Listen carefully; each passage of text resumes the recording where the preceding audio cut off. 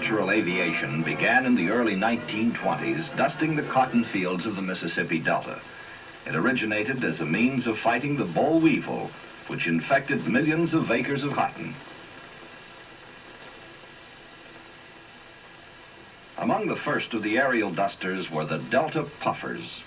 The Puffers were an early airplane built by Huff DeLand and designed specifically for dusting work. They take their place today among the aviation pioneers.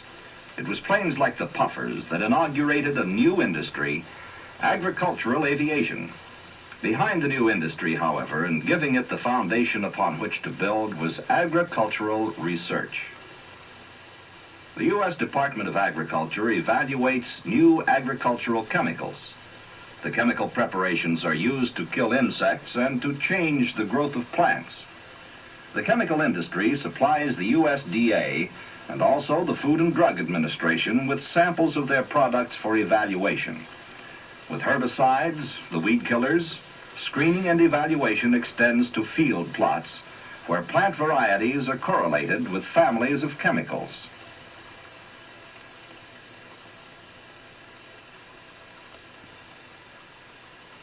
Aerial application of agricultural chemicals is approaching 50 million acres annually. Aerial dusting and spraying has become a specialized field combining agriculture and aviation. Agricultural aviation has had its problems.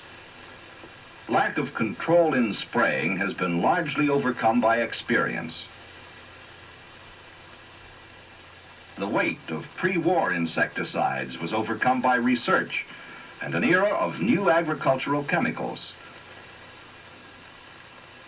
Improved metering devices have been developed by the people of agriculture and aviation working in close association. Work has been done by agricultural colleges, by USDA experiment stations, by general aviation, and the chemical industry. Field procedures for the measurement of distributed chemicals have been established.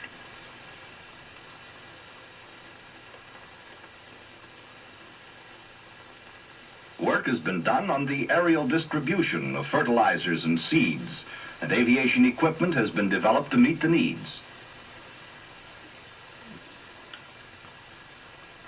Much experiment continues with the airplane itself.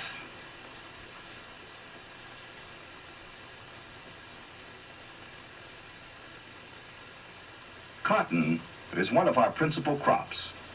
The bollworm and the boll weevil have been called the bandits of the cotton patch.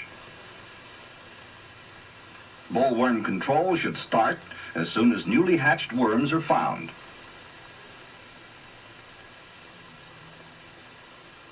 The worst enemy of the boll weevil is good farming practices. It pays to keep a weekly count on the boll weevil population in the cotton. Frequent application of insecticides can control the weevil. Aerial dusting makes it possible to avoid tractor damage to the crop.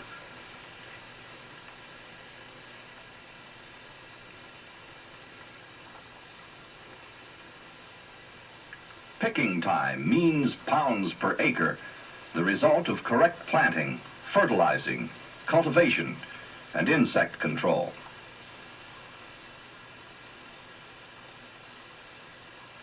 Aviation has another job in the cotton, the job of spraying defoliation chemicals. Defoliants remove the foliage or leaves from the plant. Cotton defoliants are used in all the cotton-producing states and are generally applied by airplane. In the San Joaquin Valley of California, defoliants are applied by helicopter. Helicopters are liked by the cotton growers for their application control. However, their high cost limits their use. This is another problem of agricultural aviation yet to be overcome. A week after defoliation spraying, the plants stand dry and almost leafless. The bolls ripen more uniformly and can be gathered at a single picking. Defoliation hastens maturity and facilitates both hand and machine picking.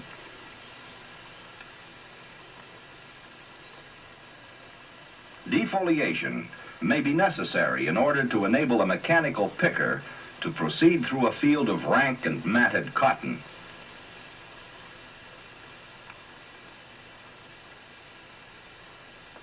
So it was here, with this fiber crop, that the industry of agricultural aviation found its beginning.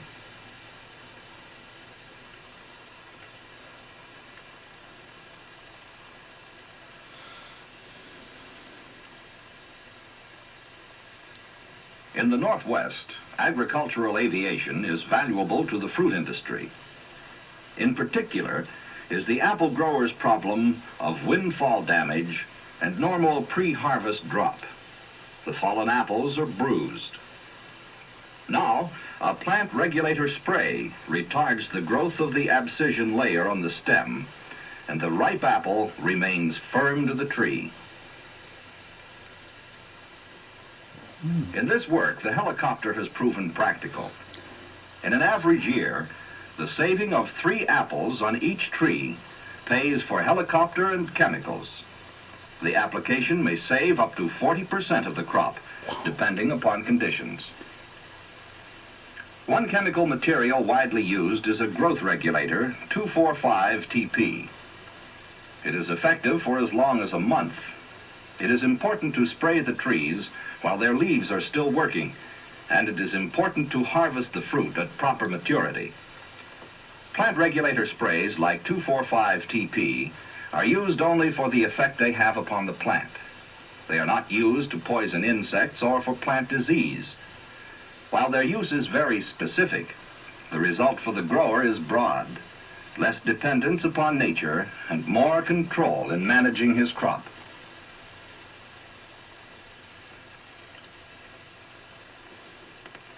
The success of DDT on the farm was a principal factor in establishing insect control aviation.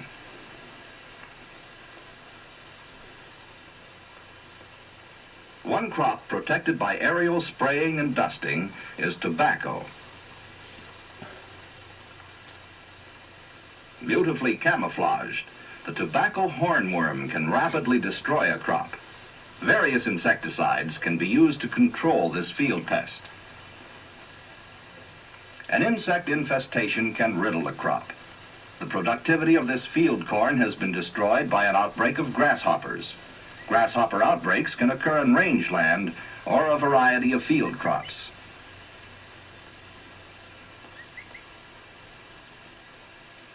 This is insect damage to a tobacco leaf. Insect enemies can be controlled by the aerial application of insecticides.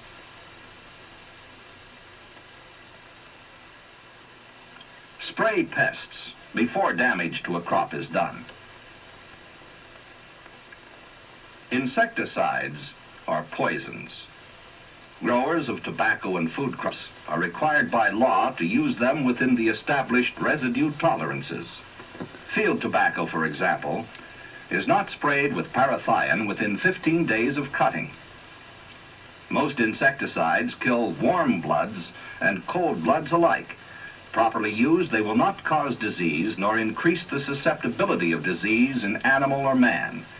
Agricultural aviation is aware of its growing responsibility in the field of toxicology.